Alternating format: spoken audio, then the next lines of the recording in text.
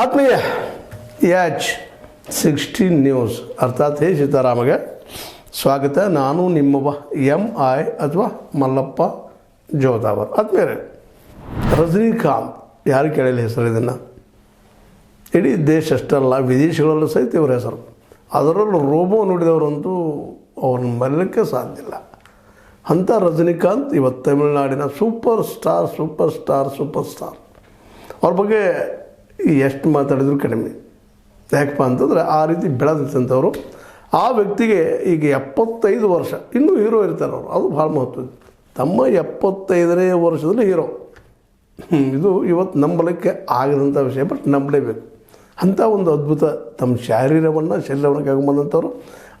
ಅದೆಲ್ಲಕ್ಕಿಂತ ಹೆಚ್ಚಿಗೆ ತಮ್ಮ ಶರೀರದ ಮೇಲೆ ಹಿಡಿದು ಸಾಧಿಸಿಕೊಂಡಂಥವ್ರು. ತಮ್ಮ ಶರೀರದ ಮೂಲಕ, ಸ್ಟೈಲ್ಗಳ ಮೂಲಕ ಕಿಂಗ್ ಅನಿಸ್ಕೊಂಡದ್ದು, ಸ್ಟೈಲ್ ಕಿಂಗ್. ಇವತ್ತು ಸಹಿತ ಅವರನ್ನು ಬಹಳ ಪ್ರೀತಿಯಿಂದ ತಮಿಳರು ಸ್ಟೈಲ್ ಕಿಂಗ್ ಅನ್ನೋ ಜೊತೆಗೆ ಅವ್ನು ನಮ್ಮಪ್ಪ ಅಂತ ಅನ್ನೋ ಸ್ವೀಕಾರ ಮಾಡಿದಂಥವ್ರು. ರಜನಿಕಾಂತ್ ಮೂಲತಃ ಕರ್ನಾಟಕದವರು, ಅದರಲ್ಲೂ ಬೆಂಗಳೂರಲ್ಲಿದ್ದಂಥವರು, ಕಂಡಕ್ಟರ್ ಜಾಬ್ ಮಾಡಿದಂಥವರು, ಅಲ್ಲಿ BMTC ಬಸ್ಗಳಲ್ಲಿ ಕೆಲಸ ಮಾಡಿದವರು, ಮರಾಠ ಸಮುದಾಯಕ್ಕೆ ಸೇರಿದವರು. ಇವತ್ತು ತಮಿಳುನಾಡಿನಲ್ಲಿ ತಮಿಳು ಜನರ ಬಗ್ಗೆನೂ ನಾವು ಭಾಳ ಮೆಚ್ಚಬೇಕ್ರಿ. ಯಾಕಂದರೆ ಎಷ್ಟು ದೊಡ್ಡ ಮನಸ್ಸು ಅವ್ರದ್ದು. ನೋಡಿರಿ, MG ರಾಮಚಂದ್ರನ್ ಕೇರಳದವರು, ಅವ್ರನ್ನ ನಮ್ಮ ಹೀರೋ ಅಂತ ತಗೊಂಡು ಸ್ವೀಕಾರ ಮಾಡಿದರು. ಅಲ್ಲಿ ಒಂದಿಷ್ಟು ಏನೋ ಹೀರೋ ವರ್ಷಕ್ಕೆ ಜೋರದ ಒಟ್ಟಿನಲ್ಲ. ಯಾಕಂದ್ರೆ ಚೋಳರು ಹೆಚ್ಚಿಗೆ ಆಳಿದಂಥ ರಾಜ್ಯದು. ಚೋಳರು ಸಾಮ್ರಾಟರಾದರು, ಬೆಳೆಸಿದರು, ಇಡೀ ತಮಿಳುನಾಡನ್ನು ಕಟ್ಟಿದರು, ಇಂಡೋನೇಷ್ಯಾವರೆಗೆ ಒಯ್ದರು. ಒಂದು ದೊಡ್ಡ ಇತಿಹಾಸ ಅದ. ಆ ಮಾತು ಬೇರೆ, ಸಂಗಮ ಇತಿಹಾಸ ಅದ, ಮತ್ತೊಂದು ಇತಿಹಾಸ ಅದ. ಮತ್ತು ಅದರಲ್ಲೂ ವಿಶೇಷವಾಗಿ ತಮಿಳರಿಗೆ ತಮ್ಮ ಮೇಲೆ ಎಲ್ಲಿಲ್ಲದ ಗೌರವ, ಎಲ್ಲಿಲ್ಲದ ಅಭಿಮಾನ. ಹೀಗಾಗಿ ಅವರ ಬಗ್ಗೆ ನಾವು ಎಷ್ಟು ಮಾತಾಡಿದರು, ಎಷ್ಟು ಹೇಳಿದರು ಕಡಿಮೆನ. ಅಂಥ ಒಬ್ಬ ತಮಿಳರು ಕನ್ನಡಿಗರನ್ನು ಅಪ್ಪಿಕೊಂಡ್ರು. ನಮ್ಮ ಜಯಲಲಿತಾರನ್ನು ತೊಗೊಂಡ್ರು. MG ರಾಮಚಂದ್ರನ್ ಕೇರಳದವರು.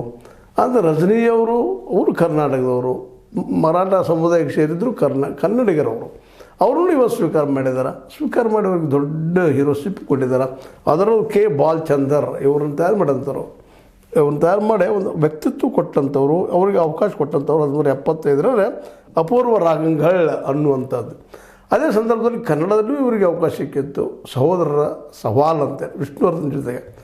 ಅವೆಲ್ಲ ದಿನಗಳು ನೆನಪಿಸ್ಕೊಂಡಾಗ, ಅವರ ಒಂದು ಆರಂಭದ ಹಂತನ್ನು, ಹೋರಾಟದ ಹಂತನ ನೆನಪಿಸ್ಕೊಂಡಾಗ ಇವರಿಷ್ಟು ಎತ್ತರಕ್ಕೆ ಬೆಳೆಯೋಕ್ಕೆ ಸಾಧ್ಯ ಅನ್ನೋದು. ಇವತ್ತಿಗೆ ಒಂದೊಂದು ಫಿಲ್ಮ್ಗೆ 600 ಕೋಟಿ ರೂಪಾಯಿ ತೊಳೆದುಕೊಳ್ತಾರೆ ಅಂತಂದು ಸಾಣದಲ್ಲ ಅದು. ಯಾಕಂದ್ರೆ ಕಳೆದ 50 ವರ್ಷಗಳಿಂದ ಚಲನಚಿತ್ರರಂಗದಲ್ಲಿ ತಮ್ಮನ್ನು ತಾವು ಸ್ಥಾಪಿಸಿಕೊಂಡವರು. 75 ವರ್ಷ ಅವ್ರ ಶರೀರಕ್ಕಾದರೆ 50 ವರ್ಷಗಳ ಕಾಲ ಅವರು ನಿರಂತರವಾಗಿ ಹೀರೋ ಆಗಿ ಬಂದಂಥವ್ರು. ಅದರ ನಂತರದಲ್ಲಂತೆ ಅವ್ರನ್ನ ಕೇಳೋ ಹಾಗೆ ಇಲ್ಲ. ಯಾಕಪ್ಪ ಅಂತಂದ್ರೆ ಅಷ್ಟರ ಮಟ್ಟಿಗೆ ನಿಂತಂಥವರು ಈ K. ಬಾಲಚಂದ್ರನ್ ಅಂತ ಏನಿದ್ರು, ಚಂದನ್ ಅಂತ ಏನಿದ್ರು, ಇವರು ಕನ್ನಡದ ನಮ್ಮ ಪುಟ್ಟಣ್ಣ ಕಣಗಾಲರ ಶಿಷ್ಯರು ಅನ್ನೋದು ನಾವು ಬರಲಿಕ್ಕೆ ಆಗೋದಿಲ್ಲ. ಯಾಕಂತಂದ್ರೆ ಅವ್ರು ಇವತ್ತಿಗೂ ಅವ್ರು ನೆನೆಸ್ತಾ ಇದ್ದರು ತಮ್ಮ ಜೀವಿತದಲ್ಲೇ. K. ಬಾಲಚಂದ್ರ ಅವರು, ಇಲ್ಲ ನನ್ನ ಗುರುಗಳು ಯಾರಿದ್ರೆ ಅವ್ರು ಪುಟ್ಟಣ್ಣ ಕಣಗಾಲ ಅಂತೇಳಿ. ಅದು ನಮ್ಮ ಹೆಮ್ಮೆಯ ವಿಷಯ ಕನ್ನಡದು. ಅದೇನೂ ಇರಲಿ, ಗುಣಕ್ಕೆ ಮತ್ಸರ ಉಂಟೆ ಪಂಪ ಅಂದ್ಕೊಂಡು ಹೇಳ್ತಾನೆ. ಗುಣಕ್ಕೆ ಮತ್ಸರದಪ್ಪ, ಒಳ್ಳೆತನ ಹೇಳಿದ್ರು ಹೊಗಳೇಬೇಕಂತೇಳಿ. ಹಾಗೆ ನಮ್ಮ ರಜನಿಕಾಂತರನ್ನು ಸ್ವೀಕಾರ ಮಾಡಿದ್ರು ತಮಿಳಿಗರು.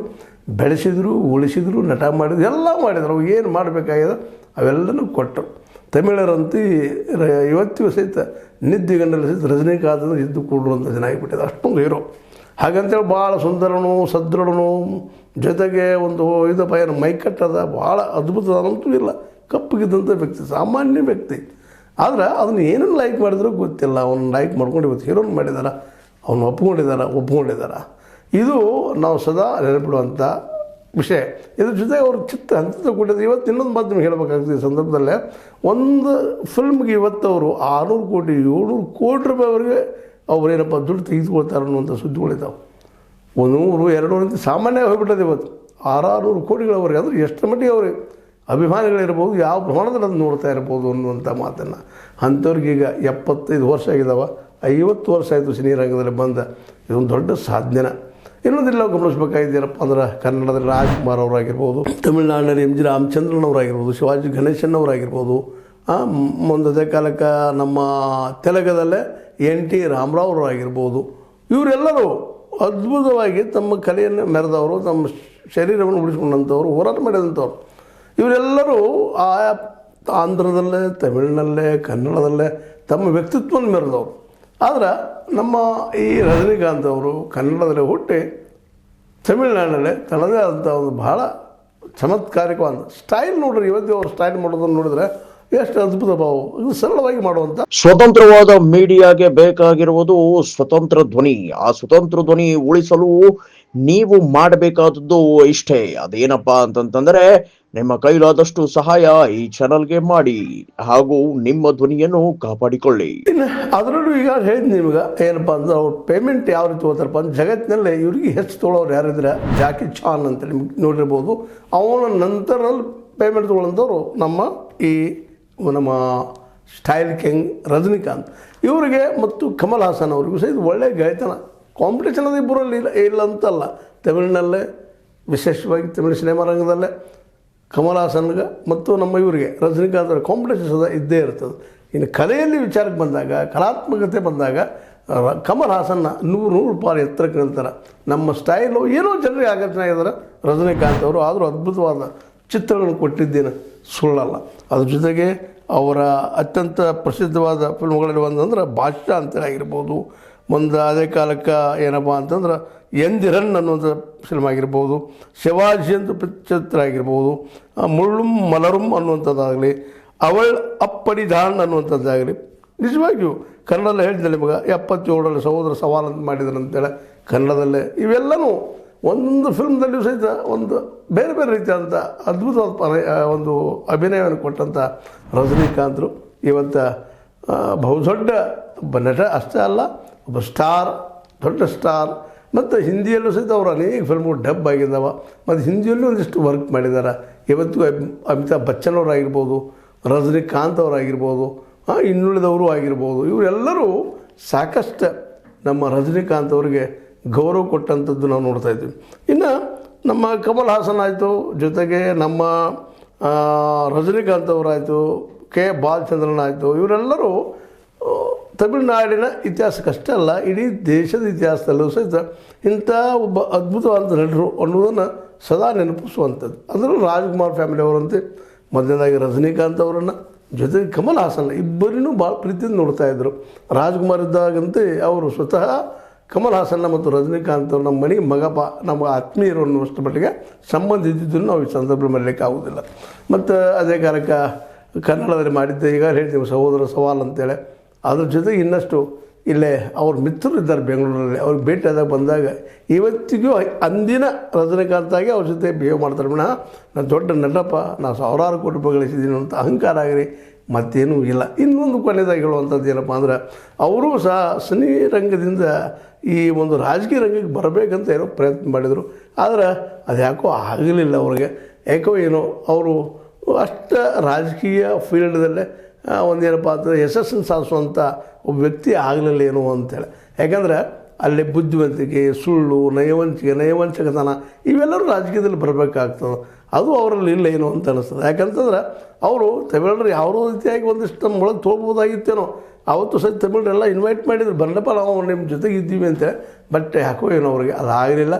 ಜೊತೆಗೆ ಒಂದಿಷ್ಟು ಅವರು BJP ಕಡೆ ಒಲವು ಇರೋದ್ರಿಂದಾಗಿ ಸಹಜವಾಗಿ ಅಲ್ಲಿ BJP ವಿರೋಧಿ ಒಂದು ವಾತಾವರಣ ತಮಿಳುನಾಡಿನಲ್ಲಿ ಇರೋದರಿಂದ ಇವ್ರನ್ನ ಅಪ್ಕೊಳ್ಳಿಲ್ಲೋ ಏನು ಗೊತ್ತಾಗಲಿಲ್ಲ. ಪಕ್ಷ ಕಟ್ಟಿದ್ರು, ಆದರೆ ಯಶಸ್ವಿ ಆಗಲಿಲ್ಲ. ಅವ್ರದ್ದು ಅದಾಯ್ತು ಪರಿಸ್ಥಿತಿ, ಕಮಲ್ ಹಾಸನ್ ಅವ್ರದ್ದು ಅದಾಯ್ತು. ಇಬ್ಬರು ಪಕ್ಷ ಕಟ್ಟಿದ್ರು, ಆದರೆ ಯಶಸ್ವಿ ಆಗಲಿಲ್ಲ. ಇವತ್ತು ವಿಜಯ ದಿಶೆಯಲ್ಲಿ ಪ್ರಯತ್ನ ಮಾಡ್ತಾ ಇದ್ದಾರೆ. ಎಷ್ಟು ಮಟ್ಟಿಗೆ ಯಶಸ್ವಿ ಆಗ್ತಾರೋ ಗೊತ್ತಿಲ್ಲ. ಅದೇನೋ ಆಗಲಿ, ನಮ್ಮ ಕನ್ನಡದ ರಾಜ್ಕುಮಾರ್ರಾಗ ಅವರು ರಾಜಕೀಯಕ್ಕೆ ಬರದೇ ಹೋಗಿದ್ದೇ ಒಳ್ಳೆಯದಾಯಿತು. ಯಾಕೆಂದ್ರೆ ರಾಜಕೀಯ ಯಾವಾಗಲೂ ನಿಮ್ಗೆ ಗೊತ್ತದ, ಅದು ಒಬ್ಬ ವ್ಯಕ್ತಿತ್ವವನ್ನು, ಒಬ್ಬ ದೊಡ್ಡ ವ್ಯಕ್ತಿಯನ್ನು ಕೆಳಗೆ ತರುವಂಥ ಎಲ್ಲ ಅವಕಾಶಗಳಿರ್ತಾವೆ.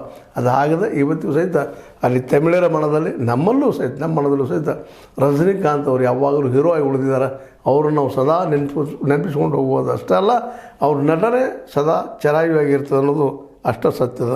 ಏನೂ ಇರಲಿ ಅವರ ಏನೋ ಚಿತ್ರಗಳು ಮಾತ್ರ ನೋಡಿದಾಗ ಒಮ್ಮೆ ರಜನಿ ಮತ್ತೊಮ್ಮೆ ಜೀವಂತಿಕೆ ಪಡಿತಾನೆ ಅನ್ನೋದಷ್ಟು ಸತ್ಯದ. ಏನೂ ಇರಲಿ, ಒಟ್ಟು 50 ವರ್ಷಗಳ ರಜನಿಯವರು ತಮ್ಮ ರಂಜನೆ ಕೊಟ್ಟಿದ್ದಾರೆ ನಮಗೆಲ್ಲ. ಜೊತೆಗೆ 75 ವರ್ಷಗಳನ್ನು ದಾಟಿದ್ದಾರೆ. ಇನ್ನು ಮುಂದಿನ ದಿನದಲ್ಲಿ ಎಷ್ಟು ಮಟ್ಟಿಗೆ ಎಲ್ಲಿವರೆಗೆ ಹೋಗ್ಬೋದು ಇವರು? ಮೋಸ್ಟ್ಲಿ 100ನೇ ವಯಸ್ಸಿನಲ್ಲೂ ಹೀರೋ ಆಗ್ಬೋದಾ ಇವರು? ಇದು ದೊಡ್ಡ ಪ್ರಶ್ನೆ. ನೋಡಬೇಕಾಗ್ಯದ. ಆವತ್ತು ಹೀರೋಯಿನ್ ಒಪ್ತಾಳ ಇವರನ್ನು 100 ವರ್ಷದ ರಜನಿಯನ್ನು ಅನ್ನೋದು ಸಹಿತ ಅಷ್ಟ ಮುಖ್ಯ ಪ್ರಶ್ನೆ. ಅದೇನೋ ಆಗಲಿ ರಜನಿಕಾಂತರ ಶರೀರ ಹೀಗೆ ಇರೋದು ನಾವೆಲ್ಲ ಬಯಸ್ತಾ ಇರ್ತೀವಿ. ಅದು ನಿಸರ್ಗ, ಅದು ಯಾರ ಮಾತನ್ನು ಕೇಳೋದಿಲ್ಲ ಅನ್ನೋದು ಅಷ್ಟು ಸತ್ಯದ. ರಜನಿಗೆ ನಾವೆಲ್ಲರೂ ಮತ್ತೊಮ್ಮೆ ಅವರ ವಯಸ್ಸಿಗೆ, ಅವರ ಒಂದು ನಟನೆಗೆ ನಮಸ್ತೆ ಹೇಳ್ತಾ, ಅವರು ಸದಾ ನಮ್ಮೊಂದಿಗೆ ಇರಲಿ. ನಾವು ಅವರೊಂದಿಗೆ ಇರ್ತೀವಿಲ್ಲ ಗೊತ್ತಿಲ್ಲ, ಬಟ್ ಅವ್ರು ನಮ್ಮೊಂದಿಗೆ ಇರ್ತಾರೆ. ಯಾಕಂದ್ರೆ ಅವ್ರು ಅಷ್ಟು ಜೀವಂತಿಕೆಯನ್ನು ಪಡೆದಿದ್ದಾರೆ, ಅಷ್ಟು ಎತ್ತರಕ್ಕೆ ಬೆಳೆದಿದ್ದಾರೆ ಅಂತ ಹೇಳ್ತಾ, ಇದು ರಜನಿಕಾಂತನ ರಂಜನೆಯ ವಿಷಯಗಳನ್ನು ತಮ್ಮೊಂದಿಗೆ ಹಂಚಿಕೊಂಡಿದ್ದೀನಿ. ನಿಮ್ಗೆ ಲೈಕ್ ಆಗ್ಬೋದು, ಲೈಕ್ ಮಾಡಿ, ಶೇರ್ ಮಾಡಿ, ಕಮೆಂಟ್ ಮಾಡಿ, ಸಬ್ಸ್ಕ್ರೈಬ್ ನಿಲ್ಲಿಸ್ಬಿಡ್ರಿ. H60 ನ್ಯೂಸ್ ಅರ್ಥಾತ್ ಸೀತಾರಾಮಯ್ಯ ಸತ್ಯದ ಕೈಗಳಲ್ಲಿ ವಂದನೆಗಳು.